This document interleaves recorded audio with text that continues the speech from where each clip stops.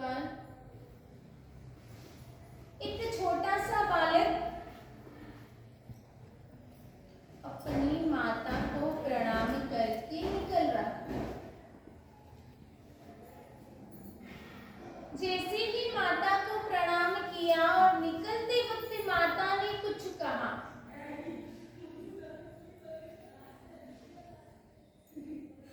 आज किस किस के बच्चे अपने को प्रणाम करते हैं? अपने घर के बच्चे अपने को प्रणाम करते हैं? नहीं करते। अपन अपने माँ बाप को करते थे? हाँ, करते थे। अगर बाय चांस हम अपने माता पिता को करते थे और अपने बालकों ने अगर देखा कि हाँ मेरे पिताजी मेरे दादाजी को प्रणाम करते थे, तो आपको बच्चे को बोलने की जरूरत नहीं होगी, तो आपको अपने आप प्रणाम कर लेगा। जैसा बच्चा देखता है वैसा ही वह आचरण में लाता है।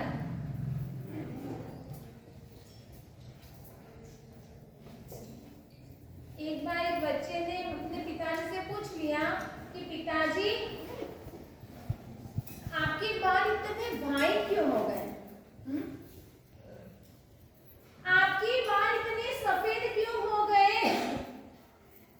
पिता ने कह दिया कि तू मुझे बहुत परेशान करता है ना, इसलिए व्हाइट मेरे बाल हो गए। बच्चा कहने लगा तभी मुझे अब समझ में आया है दादाजी के इतने व्हाइट बाल क्यों हो गए, क्योंकि आप उनको बहुत ज्यादा ही परेशान करते हैं। जैसा बच्चा सुनेगा, जैसा देखेगा, वैसा ही जीवन में आचरण में लाएगा। यहाँ पर वो छोटा सा बालक जो अपनी माता को प्रणाम करके गया, लेकिन माता ने एक शब्द, एक हित शिक्षा उसे दी। कहा बेटा जो भी बड़ा दिखे उसे तुम प्रणाम कर लेना। क्या कहा? जो भी बड़ा दिखे उसे आप प्रणाम कर लेना। बच्चा घर से निकल गया। रास्ते में उसे एक नदी दिखी, उसने नदी को प्रणाम कर लिया।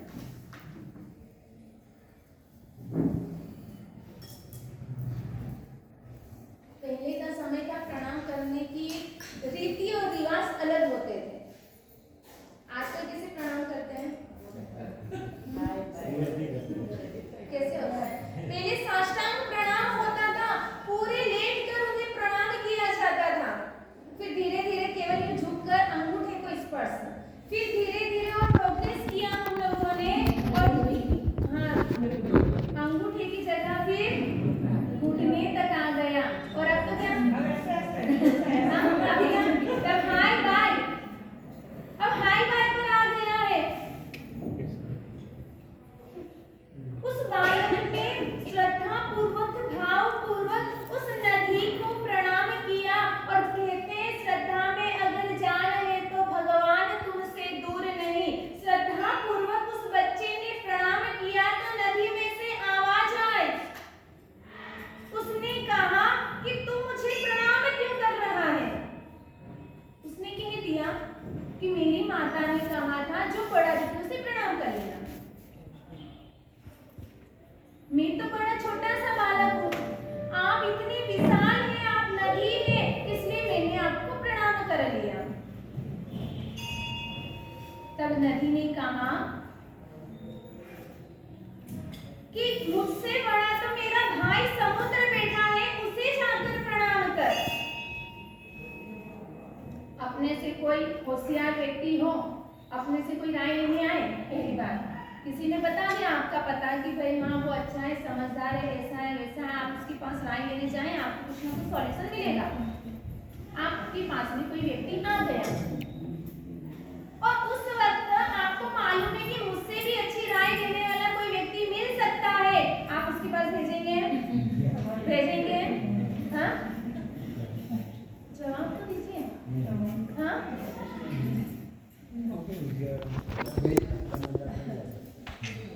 इधर भाई हो तो बात करेंगे, भेज देंगे, दूसरे कोई भेजने वाले नहीं है। हाँ, उसे मालूम है कि मेरी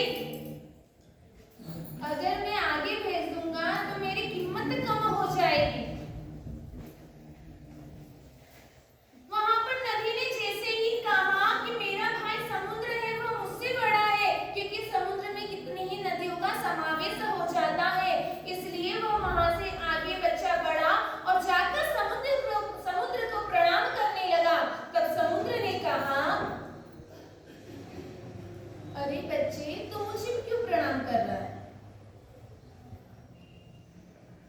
बच्चे ने वही कहानी अपनी कहा दी। तब समुद्र ने कहा कि मैं तो बहुत छोटा हूँ, मैं तो बहुत छोटा हूँ, क्योंकि मुझसे बड़ी है धरती, क्योंकि मैं इस धरती के अंदर समाया हुआ हूँ। समुद्र कितना बड़ा होगा? धरती उससे बड़ी है ना? आपका घर हो, घर इतना बड़ा, आपकी खिड़की हो, मान लो खिड़की से ही बड़ा दरवाजा होगा, और दरवाजे से बड़ा घर होगा। जितना बड़ा घर है उतना बड़ा दरवाजा आप बनाते हैं? नहीं। और जितना बड़ा दरवाजा है उतनी बड़ी खिड़की नहीं बनाते हैं, सब एक से छोटी एक होती है। उसी तरह से समुद्र भी कह रहा है, अरे मैं तो बहुत छोटा हूँ, मैं तो इस धरती के अंदर समाया हुआ हूँ, मुझे इस धरती ने जगह दी है। वह धरती को प्रणाम करने लगा। तब धरती माता ने भी एक पुकार करी। धरती ने भी कहा कि तू मुझे प्रणाम क्यों कर रहा है? मैं तो बहुत छोटी हूँ, मुझसे बड़ा तो यह आसमान है।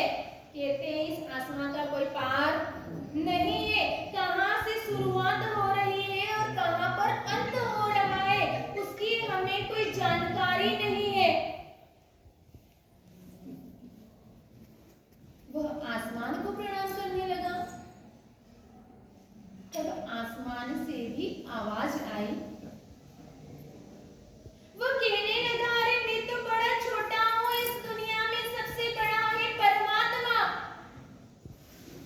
तो परमात्मा के पास जा। जैसे ही परमात्मा के पास गया, भावपूर्वक लयलीन होकर उस बच्चे ने प्रार्थना करी, भगवान को प्रणाम किया। भगवान ने भी उसे जवाब दे दिया। भगवान ने भी उसे जवाब दिया और कहा, इस दुनिया में सबसे बड़ा कौन है? और सब बताओ, अपनी अपनी सोच जो भी हो। माँ बाप और गुरु और परमात्मा तो है से। जैसे ही परमात्मा के पास पहुंचा, परमात्मा ने कहा कि इस दुनिया में एक तत्व ऐसा भी है जिसके अंदर मैं पड़ा। बच्ची ने पूछा, क्या? आप तो नहीं पूछोगे, मुझे मालूम है, इसीलिए मैं बता देती हूँ। जैसे ही उन्होंने कहा कि दुनिया में एक तत्व मुझसे भी बड़ा है, बच्चे ने पूछा क्या? तब भगवान ने कहा, भक्त का हृदय, क्योंकि भक्त के हृदय में, इतने से हृदय के अंदर मैं बसा। भगवान को मंदिर में आज बिठा लिया अपन ने, लेकिन भगवान को हृदय में भी बिठाया अपन ने। जिस भक्त ने अपने भगवान को हृदय में बिठा लिया, उसको पीछे पलटने की जरूरत नहीं है। हमारे यहाँ स्वामी प्रभु महाराज इस सिंदूर प्रकरण ग्रंथ के अंदर यही बात कह रहे हैं कि यह जो मनुष्य भव मिला है, बड़ी ही पुण्यवानी से मिला है। ये चर्चा अपने यहाँ 2-3 दिन से चल रही है कि मनुष्य भव हमें कैसे मिला है। इस मनुष्य भव की कीमत हमें क्या लेनी चाहिए, क्या आंकनी चाहिए? क्योंकि हमारा जन्म, हमारा आयुष्य जो है वो बहुत ही छोटा है। देवलोक और नारद का उत्कृष्ट से उत्कृष्ट आयुष्य कितना है? 33 सागरों का आयुष्य ऐसे देवलोक के देवताओं का और नारद के जीवों का आयुष्य होता है। और कम से कम यानी जगन्य से जगन्य कितने वर्ष का? 10,000 वर्ष का। मनुष्य का उत्कृष्ट से उत्कृष्ट आयुष्य कितने वर्ष का है? ज्यादा से ज्यादा 100 अभी का बता है कहाँ? और कम से कम 1 सेकंड का भी हो सकता है, 1 मिनट का भी हो सकता है, 1 सेकंड। ये अंतर्मुख कहलाता है। ये अंतर्मुख हो रहता है। अंतर्मुख अलग अलग तरह के होते हैं। तो जगन्य से से जगन्य अंतर्मूर्त का आयुष्य होता है। किसी को मालूम नहीं कि मैं 50 साल का होकर जाऊंगा या 40 का होकर जाऊंगा या अंतर्मूर्त में मैं ही चला जाऊंगा। यह हमारा आयुष्य क्षण भंगुर बताया है। राजकोट के एक वीरानी परिवार का एक जो 21 वर्ष का लड़का था, जैसे ही उसने उत्तराधिकार सूत्र का पढ़ा और चौथे अध्याय की पहली गाथा वह पढ़ रहा है और उस वक्त यह लिखा था असंख्यम पमायय, असंख्यम जीवियम अपमायय। जैसे ही वह पढ़ा उसको लगा कि अरे यह जीवन तो असंस्कृत है। असंस्कृत यानी कि जिसका कोई भरोसा नहीं, कब यह पंछी उड़ जाए कोई गारंटी नहीं। और उसी वक्त वह सूत्र पढ़ते ही उस वीरानी की बेटी को वैराग्य हो गया। तुरंत पिता से भी उसने कह दिया कि मुझे दीक्षा लेनी है। अब इतना लमसम उनका कार्यक्रम चल रहा है, इतना बड़ा उनका काम काज है। पिता ने सोचा ये मेरा इकलौता बेटा है, अगर दीक्षा ले ली तो मेरा ये सारा कार्य कौन संभालेगा। आपको इसी चीज की चिंता होती है, मेरा इकलौता बेटा है, दीक्षा ले ली तो पीछे कौन संभालेगा, इतनी मेहनत हमने क्यों करी। ये समझते हो ना आप लोग। अरे एक बेटा जाएगा तो 100 बेटे आ जाएंगे, चिंता मत करो। जैसे ही उसने पिता से कहा, पिता ने सोचा अब इसके भाव को कैसे जाने दें, अब इसके भाव को कन्वर्ट करना पड़ेगा। और इसलिए उन्होंने कहा अपना अफ्रीका में बिजनेस चल रहा, वहां का मुनि छुट्टी लेकर गया है, इसलिए थोड़े दिन के लिए तुझे वहां जाना पड़ेगा।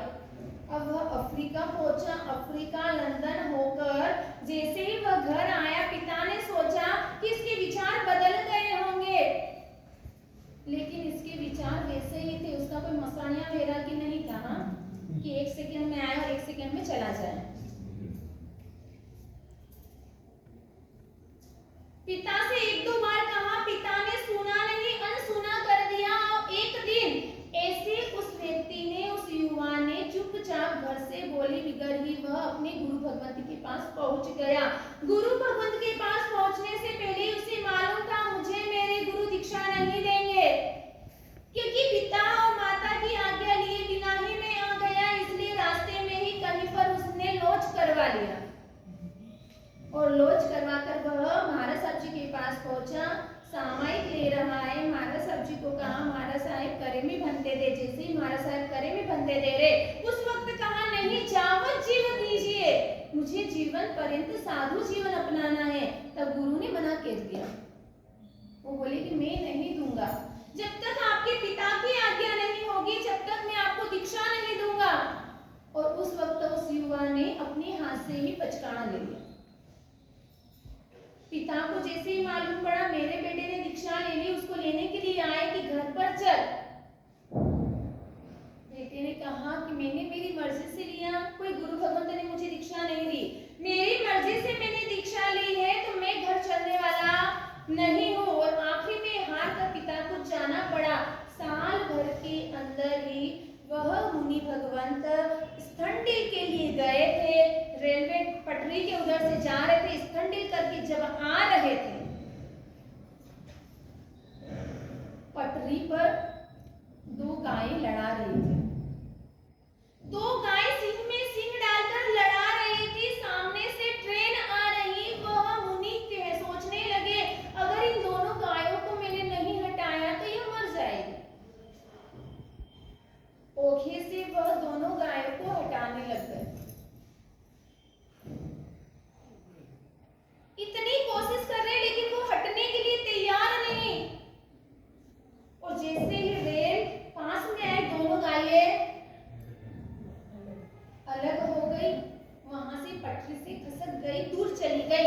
लेकिन जैसे ही वह निकली और वहां पर वह गाय का धक्का मुनि को लगा और मुनि वहीं पर गिर गए और पैर पटरी में फंस गया।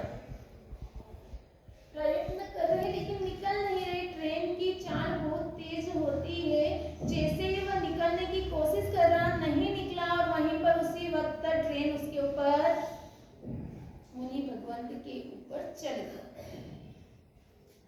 उसी वक्त मुनि भगवंत की प्राण निकल गए। जिस शब्द को सुनकर उन्हें वैराग्य हुआ, हाँ, जिस शब्द को पढ़ा उन्होंने कि हाँ, इस जीवन का क्षण मात्र भी भरोसा नहीं, कब यह जीवन की गाड़ी चल बसे चल जाए इसकी कोई गारंटी नहीं है। और यही घटना उसी व्यक्ति के जीवन में साल भर में ही घट चुकी। तो ज्ञानी हमें यही कह रहे हैं कि इस मनुष्य जीवन का कोई भरोसा नहीं है, इसलिए आप हो सके उतनी धर्म की आराधना करें। और मोक्ष में पहुंचाने के लिए ऐसे सोमप्रभ सूरी जी हमारे लिए 21 द्वार बता रहे हैं। आज से हमारे यहाँ 21 द्वार आ जाएंगे, यानी 21 दरवाजे।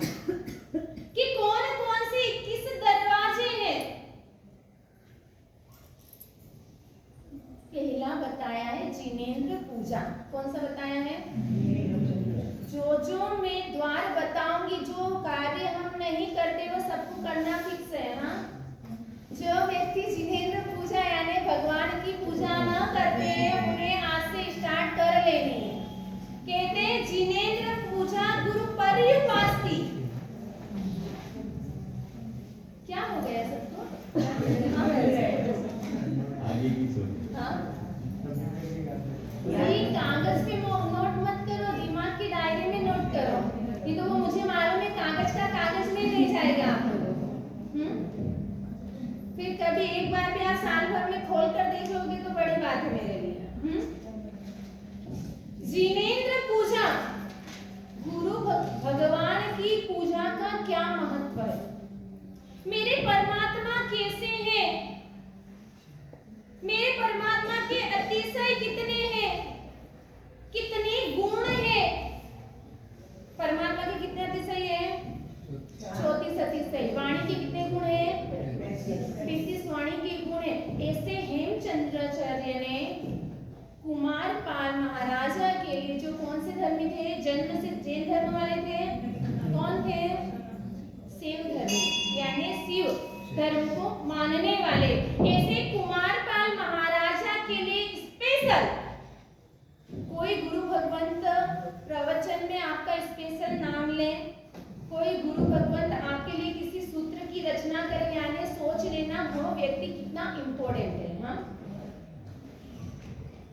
कुमार पाल महाराजा के लिए स्पेशल हेमचंद्राचार्य, वह भी कोई मामूली गुरु भगवंत नहीं थे। कलिकाल सर्वज्ञ के नाम से पहचाने जाने वाले, जो इस कलिकाल में रहने वाले यानी कि भगवान के रूप में पूजे जाते थे, ऐसे हेमचंद्राचार्य ने कुमार पाल के लिए वितराग स्तोत्र की रचना करी। वितराग स्तोत्र के कितने प्रकार से हैं? कितने हैं? 20। 20 के अंदर 188 गाथाएं हैं। एक प्रकाश में भगवान की जो एक विशेषता बताई कि मेरे प्रभु कैसे। आपको मालूम है आपके प्रभु कैसे हैं? मैं बोल दूं कि परमात्मा का आपको 5 मिनट की स्पीच आपको देनी है, मेरे परमात्मा कैसे। चलो कल रखूं? कितने लोग आकर बोलने के लिए तैयार होंगे?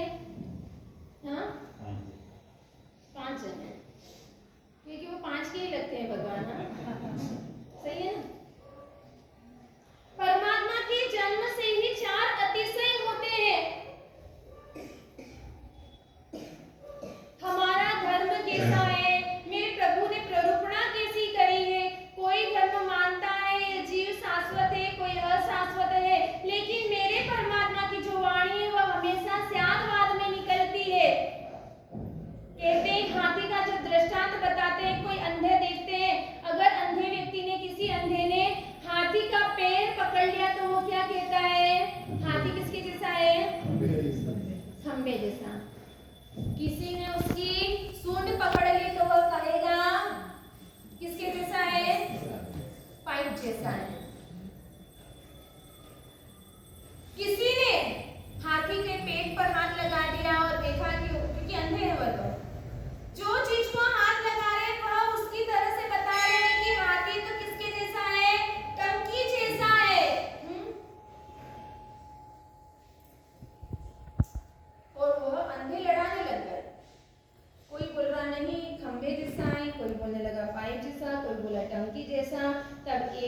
व्यक्ति आया और उसने कहा कि नहीं, हाथी पाई जैसा भी है, टंकी जैसा भी और खंबे जैसा भी है। तो मेरे परमात्मा जो है ना, वह स्यादवाद वाले, वह कह रहे हैं हाँ, धर्म ऐसा भी है वैसा भी। अगर एक व्यक्ति को, एक चीज को, एक सिद्धांत को पकड़ कर रख ले तो वह व्यक्ति मिथ्यात्वी कहलाता है। मेरे भगवान ने हर तरीके से हमें छूट दे रखी, हाँ ये भी धर्म है, वो भी धर्म है। जो सच्चा है वो मेरा धर्म है। क्या है? जो मेरा है वो सच्चा है नहीं, जो सच्चा है वो मेरा धर्म है। इस चीज पर, इस लाइन पर अगर हम गौर करें और इसी के अनुसार चलें तो हमें जल्द से जल्द सम्यक की प्राप्ति हो सकती है। ऐसे रावण को भले ही आप जलाते हैं, दुर्गुणी मानते हैं कि उसके अंदर बहुत बड़ा दुर्गुण था, लेकिन फिर भी ऐसे रावण के अंदर एक भक्ति थी, परमात्मा भक्ति। उस परमात्मा की भक्ति के कारण ही रावण ने क्या किया? तीर्थंकर नाम गर्भ बांधा। और ऐसे ही नहीं बांध लिया, जब भक्ति कर रहे थे तब वीणा के तार टूट गए और उस वक्त अपनी विद्या के द्वारा अपने शरीर में से ही नस निकाली और उसमें ज्वाइन करी। वो सोच रहे थे मेरे द्वारा मंदोदरी की भक्ति में विघ्न न पड़े, अड़चन न आए, हम मंदिर में जाएं, हम उपासना में जाएं, हमारी क्रिया ऐसी न होनी चाहिए कि हमारे कारण किसी को डिस्टर्ब हो। होता है मंदिर में जाते जोर जोर से स्तवन, हाँ जोर जोर से स्तवन स्टार्ट कर दे। आप ये नहीं देखते कि अपने मंदिर में केवल मैं अकेली नहीं हूँ, मेरे साथ में और भी कोई दूसरे व्यक्ति भी हैं। दूसरे कोई पूजा भी कर रहा होगा, कोई जाप कर रहा होगा, कोई ध्यान कर रहा होगा और उनकी आराधना में मैं खलल पहुंचा रहा हूँ तो उसके पाप की भागीदारी हम बनते हैं। आपको तो एक रहता है कि नहीं, मुझे अच्छे से अच्छी राग में मैं गाऊं कि मेरी राग कोई सुने। हाँ, किसी लोगों की ये भावनाएं होती है, लेकिन ऐसा न ही मैं मना बोल रही हूँ कि आप जोर से नहीं गाएं, पर ऐसे गाएं कि केवल आप सुन सके और भगवान सुन सके, आपके बाजू वाले को तकलीफ ना पड़े। अगर मंदिर में कोई नहीं हो तो बड़े जोर शोर से गाएं, लेकिन मंदिर में हो कोई तो उस हिसाब से हमें गाना है, एकदम मीठी आवाज में भी गाएं। अब ये मत बोलो हमारे से किसी की मीठी आवाज नहीं है तो क्या करें। हाँ, अपने को तो अनुराग से गाना है। जब मीरा गा रही थी ना तो किसी व्यक्ति ने लिख दिया, अब भक्ति करने वाला कभी ये नहीं देखता है कि मेरी राग है या नहीं है, वो तो भावपूर्वक गा देता है, मेरे प्रभु को मुझे खुश करना है, दुनिया वालों को खुश नहीं करना है, जगतपति को खुश करना है, जगत को मुझे खुश नहीं करना है। अपनी कोई भी आराधना हो जगतपति को खुश करने के लिए होनी चाहिए। मंदिर में जाए, रोजाना प्रतिदिन मुझे अष्ट प्रकार पूजा परमात्मा की करना ही करना। सुबह उठकर उसे वासक क्षेत्र की पूजा करना ही करना। जब तक वासक क्षेत्र की पूजा नहीं करो, जब तक निषेध बताया सुबह की नौकासी करने के लिए भी। क्या बताया है? जब तक भगवान की वासक क्षेत्र पूजा आप नहीं करते, जब तक आप मुंह में पानी या नाश्ता भी नहीं कर सकते। दोपहर की अष्ट प्रकार पूजा न करें जब तक आप दोपहर का भोजन के हकदार नहीं होते। अब सोचो, आप इतने दो बार पूजा करते हो। अपने यहाँ जिन शासन में त्रिकाल पूजा बताई है, भगवान की दोपहर में अष्ट प्रकार पूजा करी है। कितने लोग अष्ट प्रकार पूजा करते हैं स्वद्रव्य से? कितनी करते हो स्वद्रव्य से? कई लोग पैसे भंडार में डाल देंगे, केसर के, दूध के, पुष्प के, धूप के, दीपक के, कि भगवान के भंडार में डाल देंगे, वो हमारी तरफ से हो गया ना। हाँ, आप कहीं पर जाएं और बोल दें मेरी तरफ से, आप सारी गांव में कहीं पर भी जाओ तो ऐसे पैसे रख के आ जाना कि मेरी तरफ से मेवा ने, मिष्ठान ने, मिठाई सब लेके और आप खा लेना। हो सकता है वहाँ पे? वहाँ पर तो आप रीति रिवाज बिल्कुल बराबर निभाते, पैसे नहीं दिए जाते, अच्छे नहीं लगते। अरे मेरे प्रभु को ऐसे समझा सकते हो आप? आज भगवान की अष्ट प्रकार पूजा तो अपन ने छोड़ दी है और अपनी अष्ट प्रकार सही है ना? भगवान की जल पूजा अपने घर का जल होना चाहिए। अपनी अष्टप्रकार पूजा आप कैसे करते हैं बताओ? भगवान का जल से अभिषेक करते हैं, पर अब वो छूट गया है क्योंकि सुबह सुबह जल्दी हो जाता है, हमें फुर्सत नहीं है। हमारी अष्टप्रकार पूजा बता देती हूँ। सुबह उठते से ही बाथरूम में जाते हैं, नल चालू कर लेते हैं, हाँ, और आधी एक बाल्टी से अपना स्नान खुद ही कर लेते हैं, तो यहाँ पे आपकी जल पूजा हो गई। अब जल पूजा के बाद में आप कौन सी पूजा करते हो? चंदन पूजा। हाँ देखो, हाँ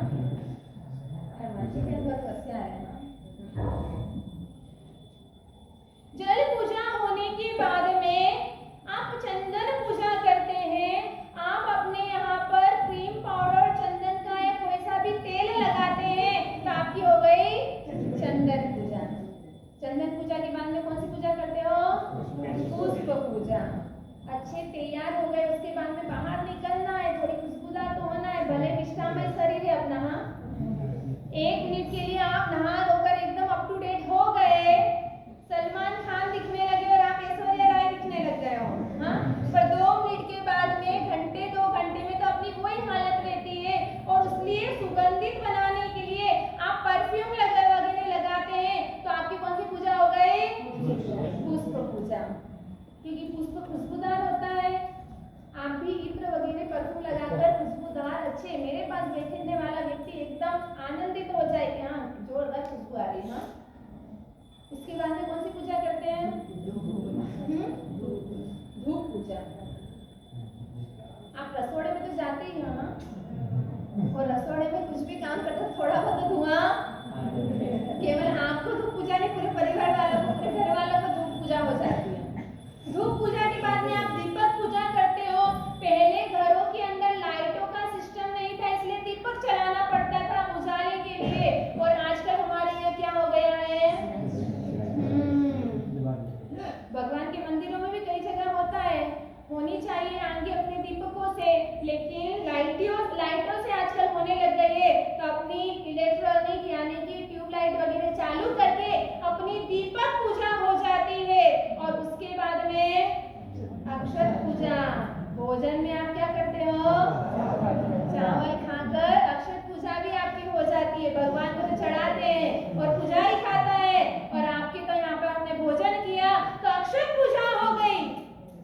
उसके बाद में भोजन में आजकल तो कंपल्सरी है अपना, हाँ, जब तक मुख में मिठाई नहीं गई, थाली में एक मिठाई का पीस आना जरूरी है। मिठाई और फ्रूट के बिना नहीं चलता है, और मिठाई और फ्रूट खाकर अपन ने कौन सी पूजा कर ली? नैवेद्य और फल पूजा। ये हो गई हमारी अष्टप्रकारी पूजा। तो अब अपनी अष्टप्रकारी पूजा कर ले तो भगवान की पूजा करने की क्या जरूरत हमें? हाँ, सही है ना? आज से सब छोड़ देंगे सब जने? हाँ?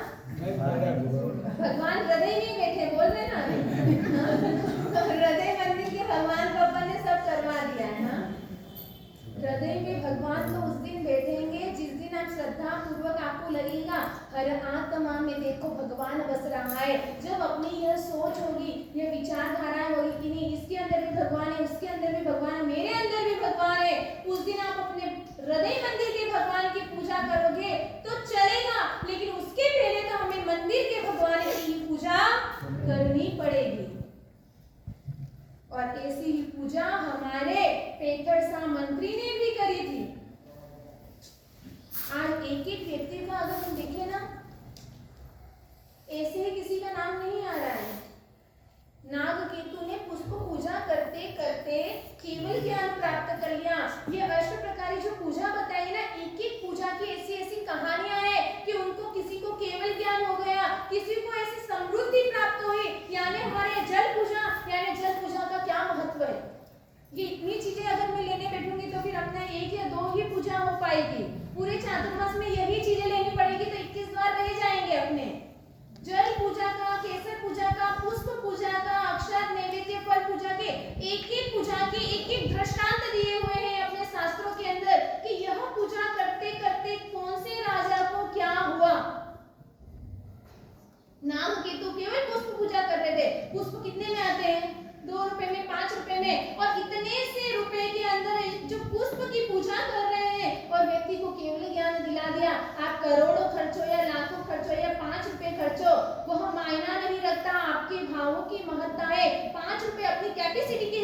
खर्च करो, दान करो, पुण्य करो, लेकिन दिखावे के रूप में मत करो। आजकल हम 5 लाख या 25 लाख खर्च भी कर देते हैं, लेकिन दिखाते पहले हैं। मेरा यहाँ पे नाम आएगा या नहीं आएगा तो मैं लिखवा रहा हूँ, नहीं आएगा तो नहीं। हमारी हर चीजें कैसी हो रही है। पेठर शाह मंत्री जो मंत्री के पद पर है, जैसे मांडवगढ़ के मंत्री, जब राजा को मालूम पड़ा कि अपने राज्य पर कोई चढ़ाई कर रहा है, बोलो, घर के घर मंदिर में वह पूजा कर रहा है। किस किस के घर पर गृह मंदिर है? माघलीगढ़ में शायद किसी के घर पे नहीं है।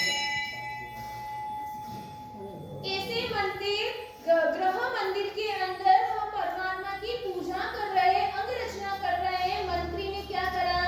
सैनिक को भेजा कि मंत्री को जल्द से जल्द आप राज्यसभा में लेकर आए। पेठर शाह मंत्री पहले ही अपने घर के सदस्यों को, अपने सेवकों को कह देते कि कोई भी आ जाए, किसी को भी अंदर मत आने देना। अपन तो घर से जब पूजा करने के लिए निकलते तो क्या बोलकर निकलते हैं? मैं मंदिर जा रही हूँ, कोई काम काज हो तो ध्यान रखना। मंदिर में अगर ऐसा कुछ मंदिर या प्रवचन चल रहे हैं अपने यहाँ, और अभी एकाएक ये समाचार मिल जाए कि आपके कर्नाटक के मुख्यमंत्री या कोई भी जो हो, कर्नाटक में या मंत्री के सेवक से कहा कि राजा जी बुला रहे हैं, सेवक भी इतना निडर था, उसने कह दिया कि मंत्री जी अभी नहीं आएंगे।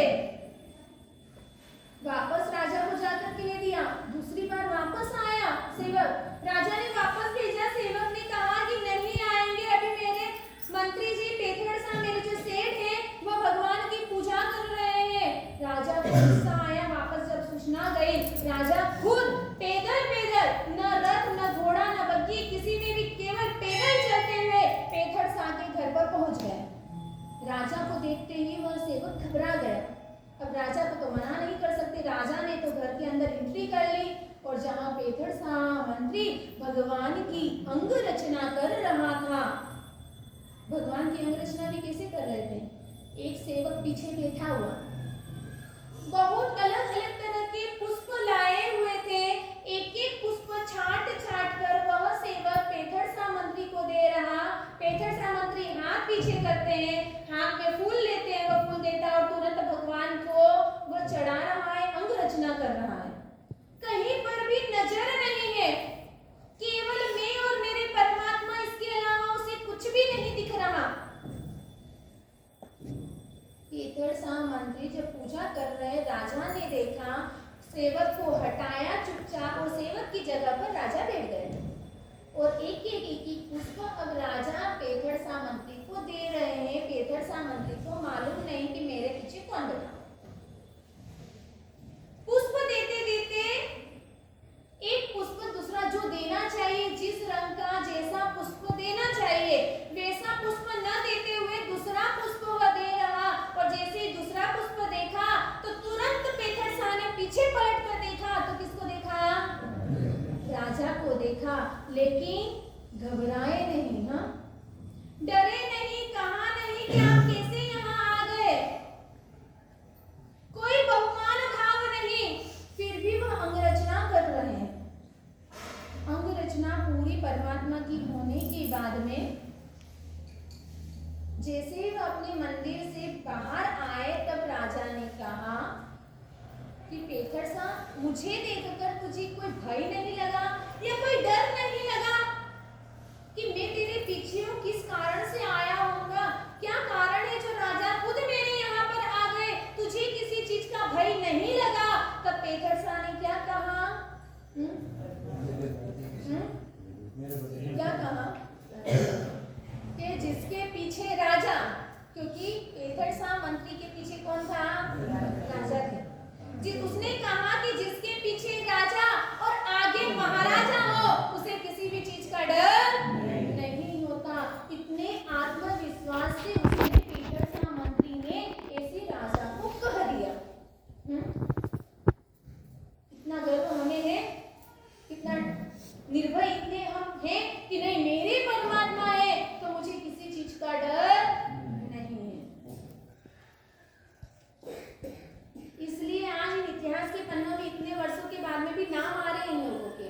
टेंगा सा, झंझर सा, पेकर सा, वस्तु पाल, तेज पाल,